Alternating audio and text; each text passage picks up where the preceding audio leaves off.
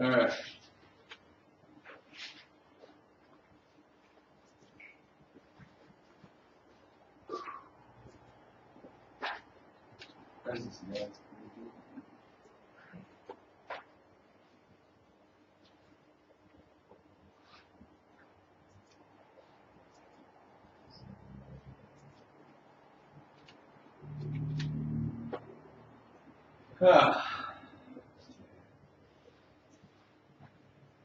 Well, what I'm going to talk to you today, I've actually been, every day I've read this scripture always on. And every time I read it again, something new pops out of me. That's a story we all know.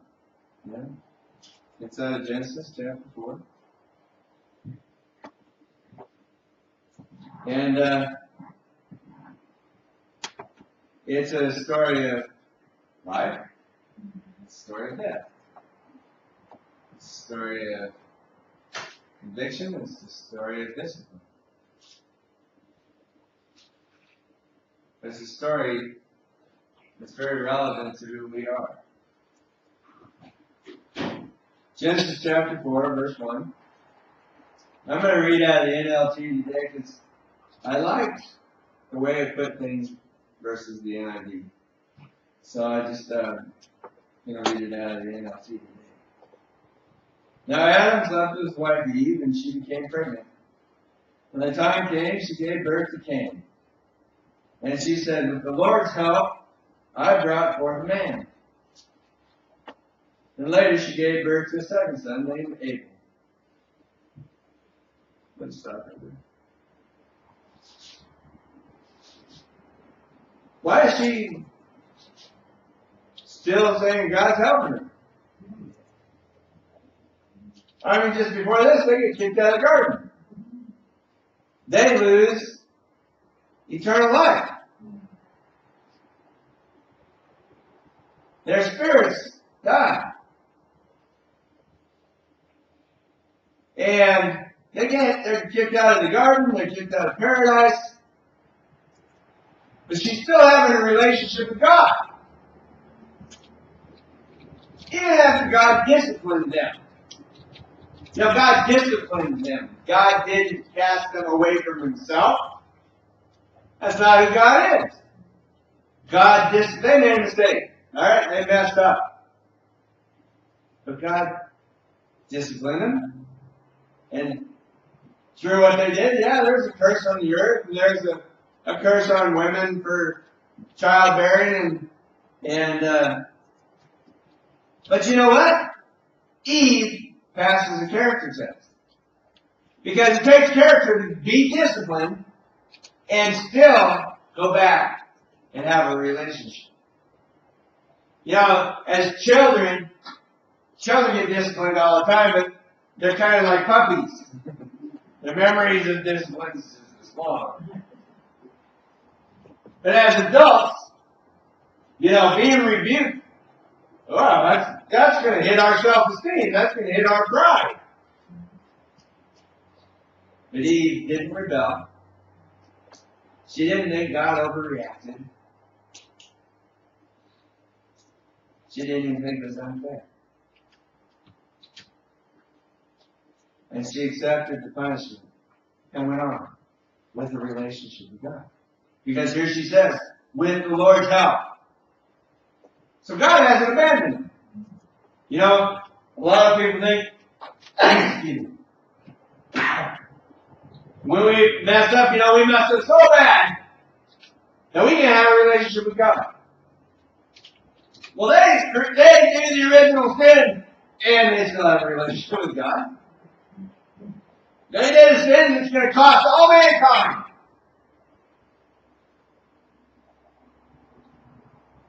but they still have a relationship with God.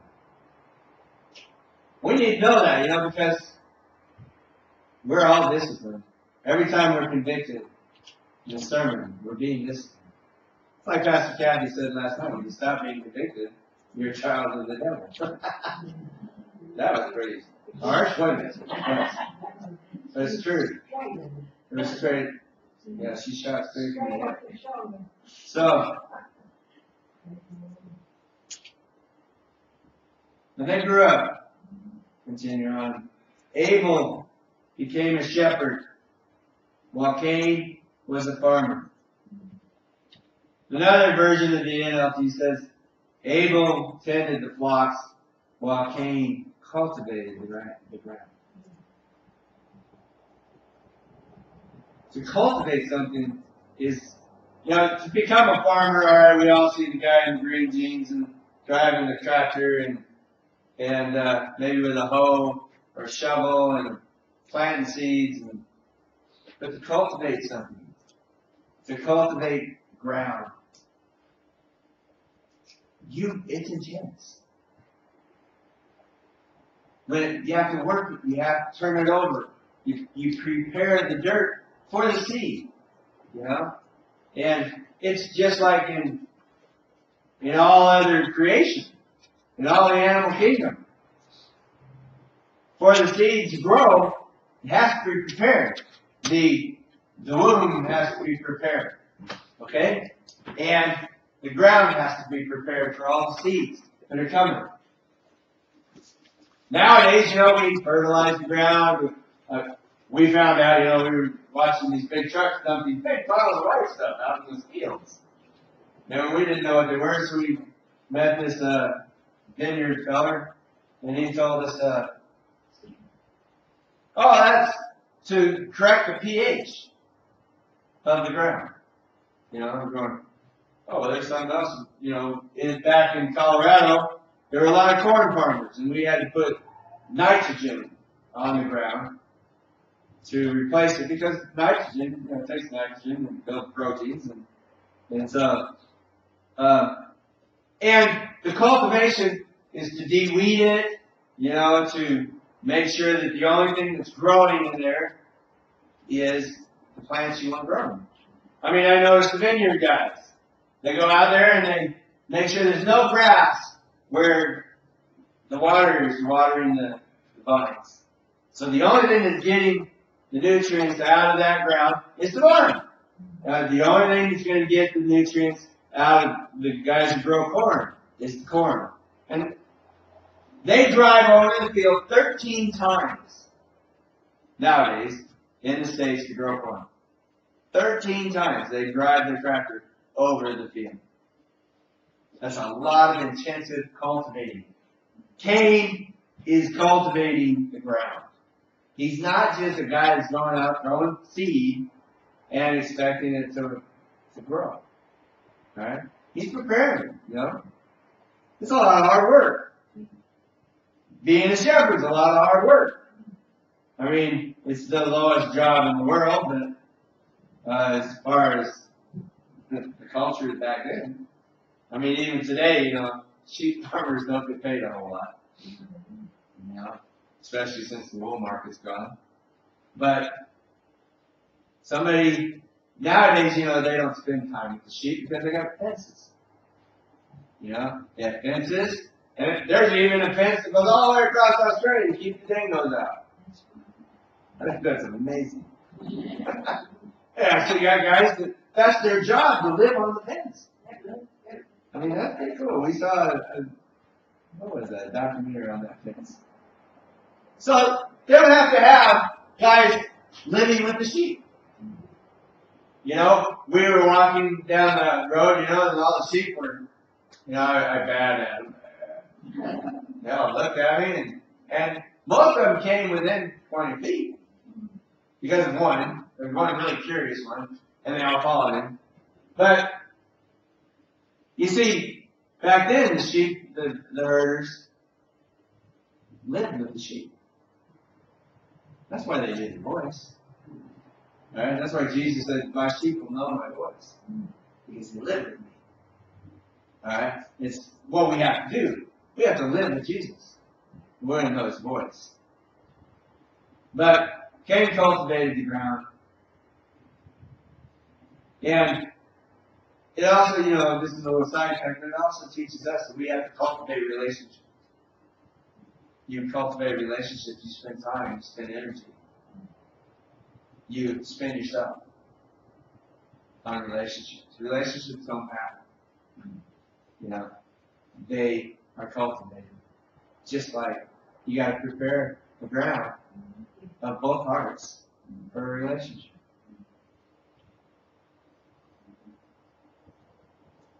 Alright. So, at harvest time, Cain brought to the Lord a gift of his farm produce, while Abel brought several choice lambs from the best of his flock. Now, we all heard this, the offering was right and the harvest, right? The Lord accepted Abel's he accepted Abel and his offering. But the Lord did not accept Cain and his offering. You see, it wasn't just the offering God's looking at. We bring our money and we put it in the little baskets, and that's our offering. But if we're just throwing the money in the basket, we're Cain. If we're coming with the right heart, you see, how did these guys even know to bring an offering? I mean, what would possess them to all of a sudden bring an offering to God? If they didn't learn it from their parents. Adam and Eve walked with God in the cool of the day, I don't know that this happened on the first day that they ate the apple. But Adam and Eve walked with God and they learned, when you walk with somebody, you learn what God wants. And good parents that they are, they taught their kids that you bring offerings to God. You want to cultivate the relationship. God accepted Abel because Abel was giving the best. Oh, we've heard that. Abel gave his best. But he didn't just bring one lamb, he brought several. He didn't just bring the firstborn because if you bring the first, then that should be great, but he gave a lot. Cain. And so Abel's heart is trying to cultivate a relationship with God. Abel's heart is trying to show God that, look, there's nothing of mine that is so sacred I won't give it to you. That's right heart. That's why God accepted Abel and his offering. Cain brought some of his produce. Doesn't say he brought a large gun, doesn't say he brought, one stock. But it was his heart. It was his heart. He was so into cultivating the ground that he could get crops, but he wasn't into cultivating a relationship with God. And he's just like somebody who comes to church just because they got to go to church, and they're giving the offering just because they got to give the offering. They feel obligated. It's kind of like when our kids were little, sometimes we give them money so that they have something to give in the offering. But most of the time, they would give out of themselves. I suppose you've heard the story when Rachel was little when she had 13 pennies. And we were Pastor Steve was trying, well, he wasn't trying for an offering, but he was explaining the problem we had with the House of Hope. He had announced to the world that the House of Hope and Healing was finished, and it was paid for. And then he got 3 more bills of $25,000 that he didn't know they were. And they didn't have the money for it. And he's going, I'm just being a good dad and letting you know where we're at. Where we're at is we're $25,000 short on the House of Hope and Healing. And I don't think he said lied, but I have misrepresented our position on the house to the world because I already told them it was all paid for. And so we're kind of stuck, Well, the kind of people that we were, we all started writing checks. Just go put it up on the altar. And Rachel, maybe, I don't remember. It was in 2004. So she was born in 96. So she would have been 8 years old. And she said to me, she says, I have 13 pennies, can I get it? I said, yeah. She said, come with me. I said, I'll come with you. And she went and she put this stack of pennies in front of Pastor Steve. He started crying. Over 13 pennies. I wrote a $500 check. But the thing about it is that doesn't matter. That was all she had. That was all she had. And she was willing to give it. God accepted her offering. Many people gave money. But they gave out of their abundance. So when we do offerings, we're doing offerings to cultivate the relationship. To keep the soil right in our relationship with God. Well, that made Cain very angry and dejected. Really, if you had a relationship and somebody didn't accept you or your gift, you'd be very hurt, dejected. Cain was actually angry. And why are you so angry? The Lord asked. Why do you look so dejected? One of the things, God's a good lawyer. A good lawyer never asks questions he doesn't know the answer to. Like back here when he said, Adam, where are you? Who told you you were naked? Every question God asks, he already knows the answer. That's why it really kind of cracks me up, when God asks questions and you try to, baffle him. You will be accepted if you respond in the right way. Alright? Cultivating the relationship is part of responding to the relationship. He is responding to the presence of God when he's bringing his offering. Okay? It's a response. We talked about responses Friday night. This is a response from his heart. Alright? The response that he brought was an obligated response, not a heart response. Okay? If, like we were talking on Friday night, you got to respond to the message, but if you were just responding because I said that, then that's not the kind of response God wants. That's the kind of response that actually is hypocritical. Because that's not really who we are. And so, what Cain did is his response was hypocritical. Okay? It was a response that was obligated, he felt. And he says, well, I gave you some of my produce.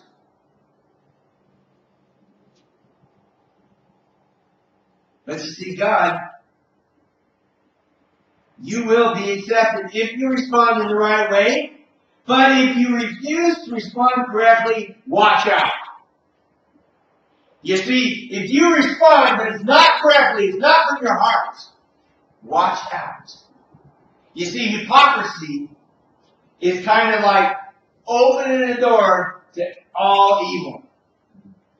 It opens the door to evil, to our church, and it opens the door to evil to our hearts. Okay? We want to be completely transparent with God. God knows. He already knows. It doesn't do any good to try to pull one over on him. You can't pull the wool over God's eyes. Alright? They're just too big. Sin is waiting to attack and destroy you. You see, God reading his heart. His heart's not right. His heart's not cultivating a relationship. You know what sin does? Sin separates you from God. And sin wants to complete that separation. Right? The evil that's behind it wants to completely separate you from God. So our response has got to come from our heart. It's got to come from the right heart. Okay? And if our heart's not right, then we've got to make it right. We've got to let God grab a hold of our heart and change it.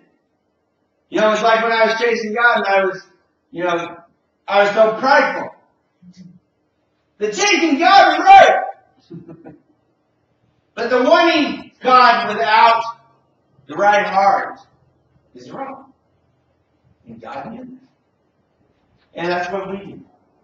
You know? We have got to let God change our hearts. But you see, the thing about it is that God's trying to teach you. Alright, he's convicted. Alright, he's convicted because his heart is wrong. He didn't get accepted. That's conviction. It's not condemnation. He's convicted. God's saying, this was wrong. He's rebuking him. He's disciplining him. God loves Cain. He loves him enough to discipline him. He loves him enough to train him. He's going, look, you made a bad choice. You didn't come right. You didn't respond right. And he's going, I'm trying to teach you that if you keep your heart this way, sin is going to attack you and destroy you. And he's doing the same thing to us. Every time he convicts us, he's saying, I love you. And if you don't change this, you don't let me change this, sin is going to overtake you. And then it says, and you must subdue it. You see, the earth wasn't the only thing we were supposed to subdue. You see, the thing about it is that so many of us think that we can't live a perfect life. And we are human. But you see, the thing about it is that sin is crouching at all of our doors, ready to attack and destroy us. But we must subdue it. You see, it comes right back down to discernment. Discerning what's right and wrong. Discerning who we are. Discerning what we're thinking. Discerning our hearts.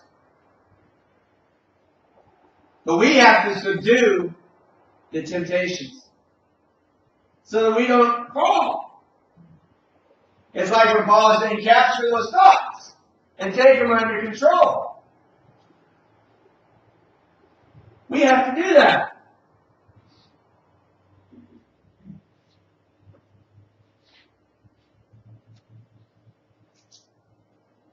So God's trying to teach him. You see, the thing about it is that I believe Cain was grateful at first. I believe he was grateful that the ground produced what he needed. Both of them were grateful that they had produce. I mean, the sheep produced, the ground produced. But you see, the thing about it is that when you bring the offering of your produce, it's acknowledging where it came from. It's acknowledging who actually made it happen. You see, God is our source. He's our source of everything. And too many of us think we're doing it all. You see, the thing about it is God's talking about sin. There's no law. Moses hasn't drawn the mountain yet. There's no law. I mean, wasn't the law put in place to expose what sin is? So here God is saying, look, buddy, I'm trying to help you out. The law's not here yet, but let me explain some things to you. Your heart's got to be right with me. Your heart's got to be right in relationship with me. Because if it's not, you're going to be in sin. But you know what? You see, the hypocrisy of Cain goes on. Verse 8 says, later Cain suggested to his brother, Abel, let's go out in the fields. He probably put his arm around his shoulder and said, come on, buddy. Let's go out in the field. And while they were there, Cain attacked and killed his brother. The hypocrisy goes on. You see, he didn't listen to what God had just said. Your response, if you refuse to respond correctly, sin's at your door, ready to destroy you.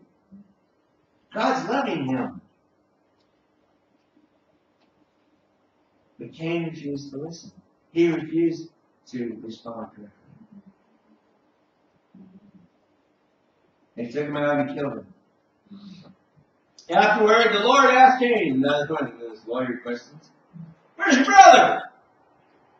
Where's Abel? Like God doesn't know. I don't know, Cain retorted.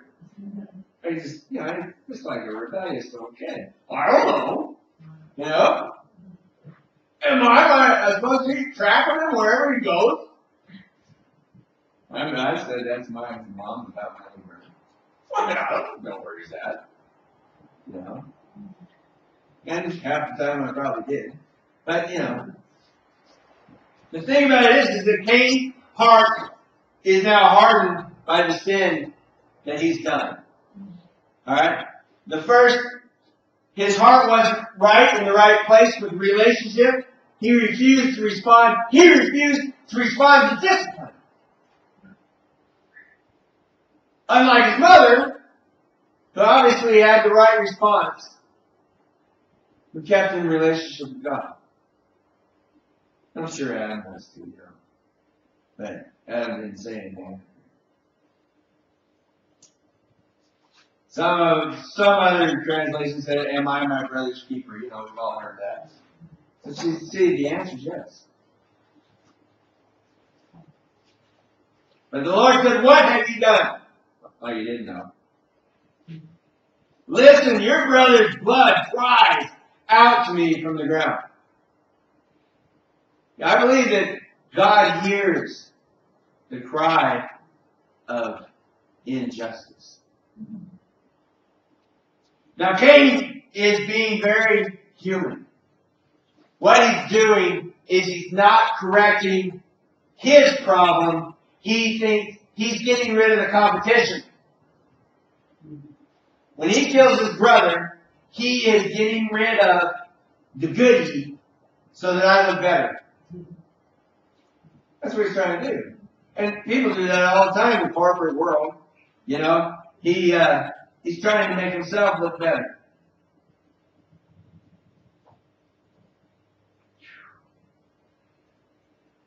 So anyway,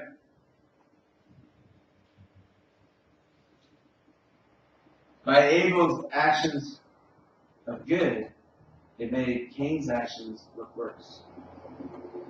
And so, Cain, being a very self-centered person, because that's what happens, you know, when you have hypocrisy, you have the hypocrisy because you're selfish. You want to live your way. You want to have your responses. You don't want to change. And that's really what the seed of hypocrisy is that we don't want to change. You know, and we want the way we are to be the way you heard that. You say, what I can do is accept me for the way I am. No, God accepts me for the way I am. But He wants to change you.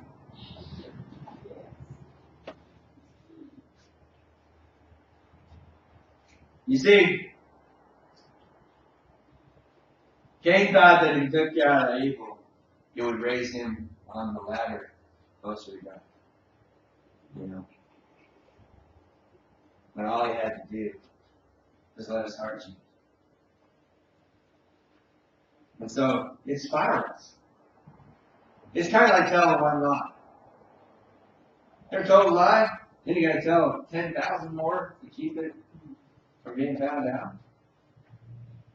My mom used to always have the saying, "Oh, what a tangled web we weave when we first try to deceive," or something like that. Which is right. Hey. Well, it's been 30 years since I heard it, so. maybe around 40 years. Anyway.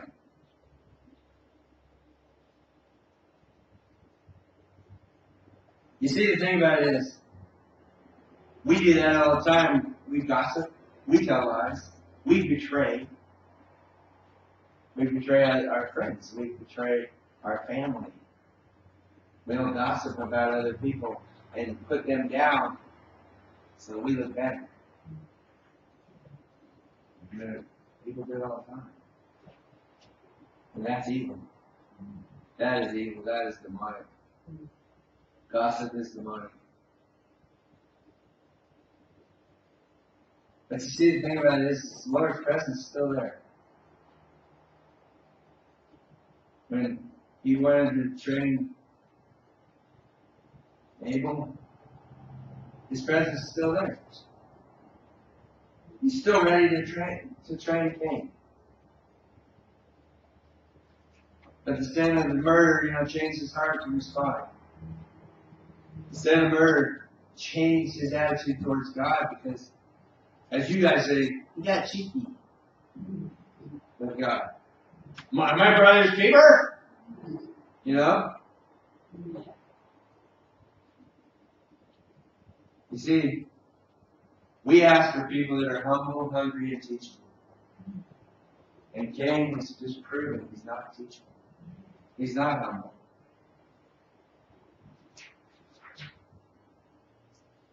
So, the Lord said, You've done wrong. You are hereby banished from the ground. You have defiled with your brother's blood. No longer will it yield abundant crops for you, no matter how hard you work. From now on, you will be a homeless fugitive on the earth, constantly wandering from place to place.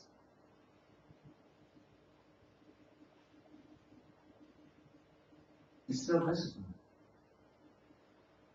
Okay? It's still discipline. The thing about it is that sometimes things happen because we're being disciplined. Okay? God is still disciplining Cain. He is still.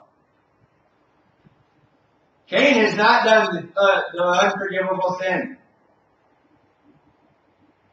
We all think that he has. Oh my gosh, he killed his brother, And murder is a pretty bad thing, but you know what? God gave him his discipline. He gave him his sentence. You will. Cain replied to the Lord, "My punishment is too great for me to bear. You have banished me from the land and from your presence." Well, wait just a minute. God didn't banish Cain from his presence. He said you're not going to be able to get anything out of the land. Cain added that. Why? Because Cain can't deal with his guilt and God's presence together. Cain adds that just like his mom. His mom added it before. Oh, we're not supposed to eat it. That we can't even touch it. God didn't say that. Cain adds this to what God said. You banished me from the land. You banished me from my land. You see the selfishness of this. You have banished me from my land. How much did he love that land? My translation doesn't say on that. Well, that's all right. It's the land. This one says my land. Whatever. He loved that land. He cultivated it. He had a relationship with it. You go out and talk to farmers, they've got a relationship with their ground. They do. They spend all their time with it. Look at dairy farmers. They're married to their cows. I know dairy farmers, when they go and they milk cows, they don't have to look at the cow. They just look at the other and they know who she is. It's really kind of weird. They got 3 other cows and they know every one of them by their odor. They cultivate a relationship with that cow. They're married to it. They can't leave. The cow has to be milked twice a day. Every day. I didn't understand anybody who would be a dairy farmer. But, you see, the thing about it is, God didn't banish Cain from his presence. God's presence will go everywhere you go if you stay in relationship with Him. When He said you're going to be a homeless fugitive on earth, constantly wandering from place to place, God's presence will go with you everywhere you go if you're in a relationship. But you see, the thing about it is Cain's heart is still not ready to respond right. And it's easier to walk out of the presence than it is to change for him. It's easier to walk out of the presence of God than to swallow pride. It's easier to walk out of the presence of God than to realize, to admit who we are. And that's where Cain is.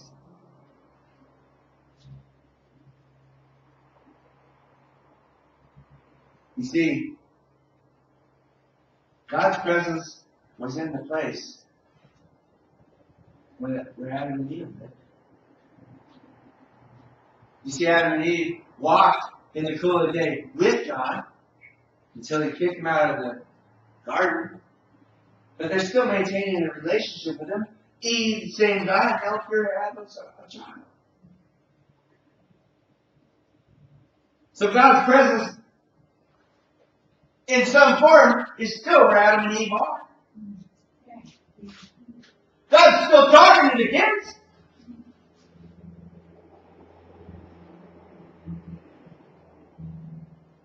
They're going to keep that luxury out into the thorns and the briars and the thistles. But God didn't abandon them.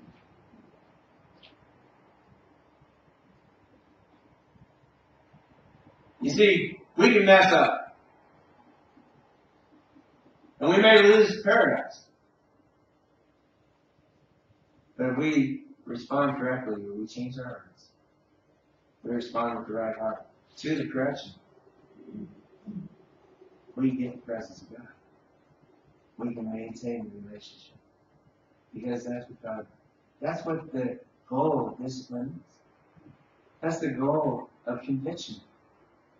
Is that we'll change to what God wants us to be. So that we'll always maintain His presence. That's the goal. That's the goal of discipline. So that we grow up. Into who God wants us to be. I mean, Peter denied Jesus. He betrayed Jesus. But he ran to Him. His response was right. He ran to Him. You see, the thing is Cain chose to leave God's presence. That is the revelation that I got that blew me away. He chose to leave God's presence.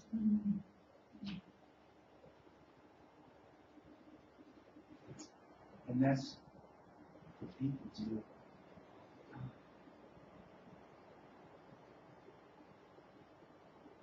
It's just too hard to live for God. It's just too hard to live perfect.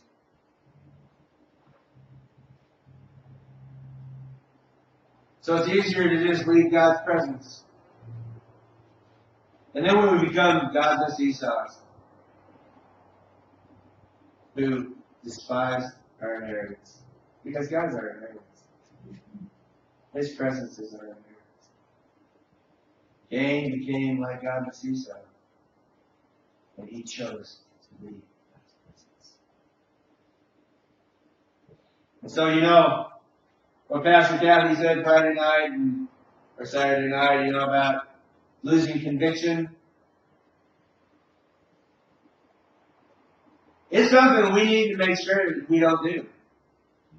It's something we need to make sure that we don't lose the conviction of the Spirit. Because if we do, we will leave the presence of God. We will leave it. We are here to cultivate a relationship with Jesus Christ. We're here to cultivate a relationship with God.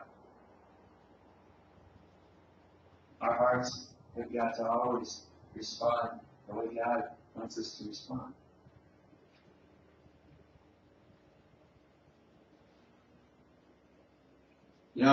John Calvin, who was around the time of Martin Luther, during the Reformation, he came up with a teaching that you could use a couple scriptures to maybe back up that was once saved, always saved. Once you're saved, you're always saved. And a lot of people, they'll say, when somebody gets cast out, like Simon the sorcerer, when Peter says, perhaps God will forgive you. Simon believed, was baptized, and followed the teachings of Philip and followed him around everywhere. But then, because of his heart was wrong. He lost it. Jesus said, the way to the Father is narrow. The way to the many people are going to try to find it, but only a few will. And the door's going to be closed. And the Master's not going to answer it. And they'll be banging on the door. Who's going to be banging on the door? The world? No, they haven't wanted God ever. It's going to be the people in church. Jesus said, I don't know who you are. Did they? Then the people said, well, were they saved really in the beginning? My Bible says everyone who calls on the name of the Lord is saved.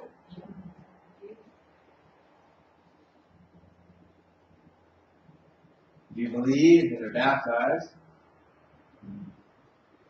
you confess with your mouth. That's what my Bible says. Those are the people who get saved. So, how did they lose it? They quit responding. They quit responding. They let their heart beat fast.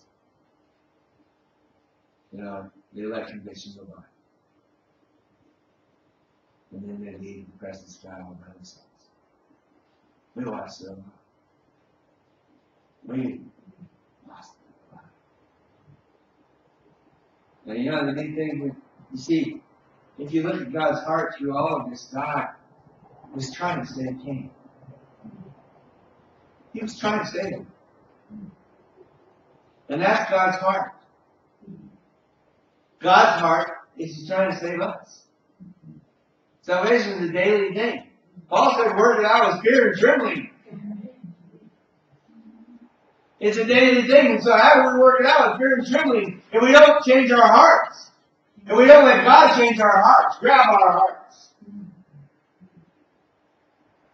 Because that's who we are. Alright? We have to cultivate this relationship.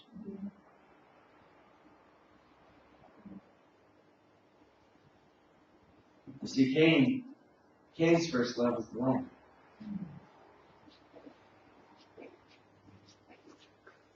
Cain's first love was the land.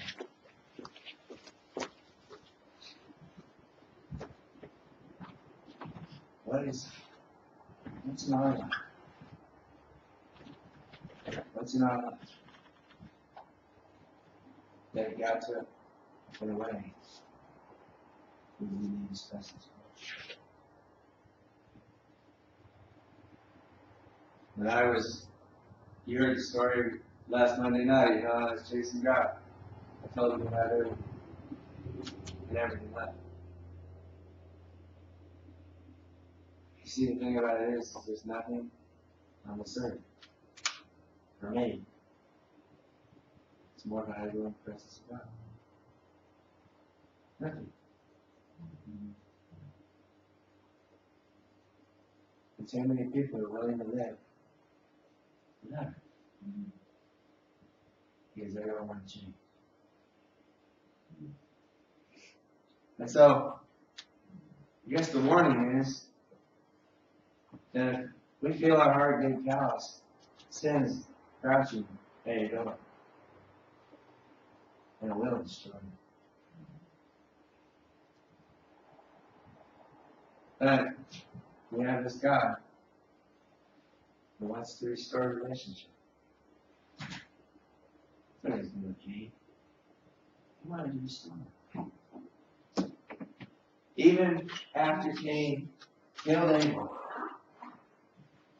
God did not banish him from his presence at Cain.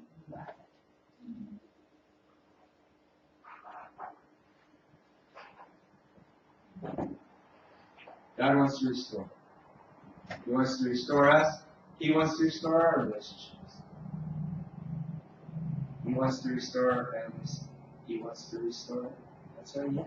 He's a God of restoration. So, today,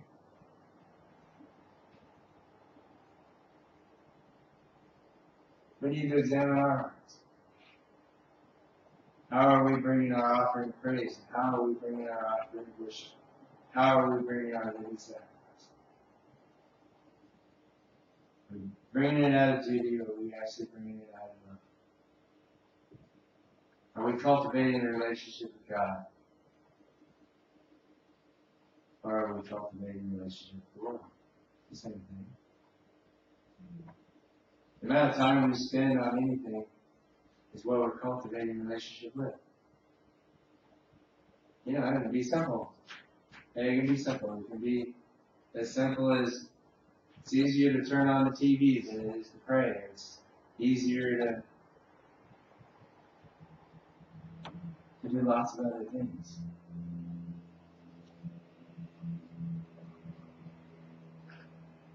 I don't want anybody to walk out of that because it's easier. It's never easier. Because the road that you step onto is much more desolate without the presence of God. See, the thing about it is that I know the character of God, and I've read other stories in here, that Cain could have come back. If Cain's heart would have changed, God would have taken him back. God took back Israel after Israel prostituted themselves to all the other gods. After he divorced them, he said, I'll take you back. That's the God we live in. That's the God we serve. See, revival is just cultivating relationship. It's just having the right heart, the right response. That's all it is. Because when we do that, the presence of God comes in, and we live with it everywhere we go. Whether we're in the Garden of Eden or we're not. Because I guarantee you that we're all not walking living in the Garden of Eden. We're not living in the lap of luxury. Some of us got thorns. We're sitting in thorns. We have the presence of God, you know what? And when the Messiah comes, what's the Messiah do? He restores everything. Well, that's what revival is. It's restoration. It's restoring everything. You don't have to sit in thorns. We trust in God, and we cultivate that relationship. You know? That's what Adam and Eve did, because later on, they had another son named Seth.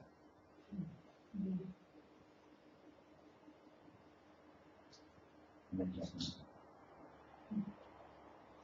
let's go and stand up.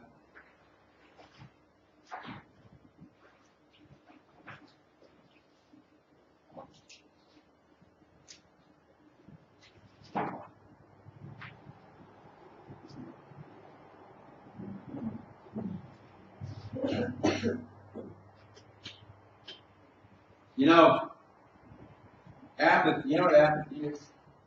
Apathy is not caring. Remember, there's an old joke. What's the difference between ignorance and apathy? I don't know, and I don't care. But apathy is like anesthesia to your spirit. Right? There are 4 stages of anesthesia. You know, the first stage is excitement. That's when you're going to sleep and you realize you're going to sleep, you don't want to. You know, that used to happen a lot when you just mask people down with ether and stuff like that. They fight real hard until they pass that stage. The second stage is light anesthesia, where, you know, you can sew things up and stuff, but if you broke a bone, they'd wake up. The third stage is deep anesthesia, where you can do anything more. You can open the guy's chest and take his heart out. And the fourth stage of anesthesia is death. You see, as you take somebody deeper in anesthesia, you're getting closer to death. But see, apathy is not caring about the conviction anymore. Alright? When you first realize it, it should make your spirit should get excited and say, I don't want to do that. Alright? And even if you don't, and you go into light anesthesia, you know, some deep trauma may wake you up. But if those don't happen, then you're going to deep anesthesia. And you won't ever cure. Alright? So, I don't want that ever to happen. I want you to never lose the conviction of the Spirit. Never. Because that will keep your relationship with God. Alright? So, Father, I love you so much, and I believe that that's what you want to say today. Father, I pray that you would seal these words in our hearts. You would seal the words in our hearts, God, that there would be warning signs. God, that you would put warning signs if we were just slipping away in a little bit of apathy or slipping away in the wrong heart response, not responding to your discipline. God, that you would change our hearts to be molded more like yours, more like who you are, that we could get our relationship with you tighter and tighter and tighter and tighter. Closer to you, closer to who you are, to walk closer with you, to never lose your presence and never walk away from it.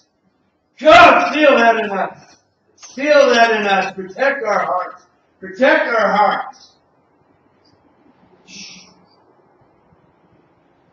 We love you, God, and we want to follow you. We want to serve you. We want revival.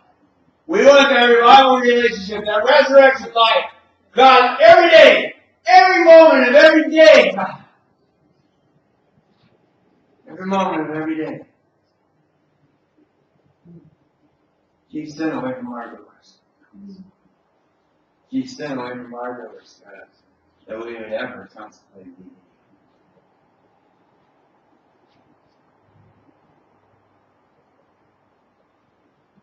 Now I want you to know, Father, that I will never leave you. Jesus, you are my Lord and my Savior. You are the King of all kings. Your relationship I want. Your relationship I need. Help me cultivate it. Help me get closer. God, help me. God, help me. Wipe every bit of apathy out of my heart. Make my heart a responsive heart. So that we can be one every day for the rest of our lives. And we will never change our minds. In Jesus' name. The presence of God is here to help change hearts, to help erase, and to help erase every bit of everything that would help, that would separate us from God. The presence of God is here. God, see you.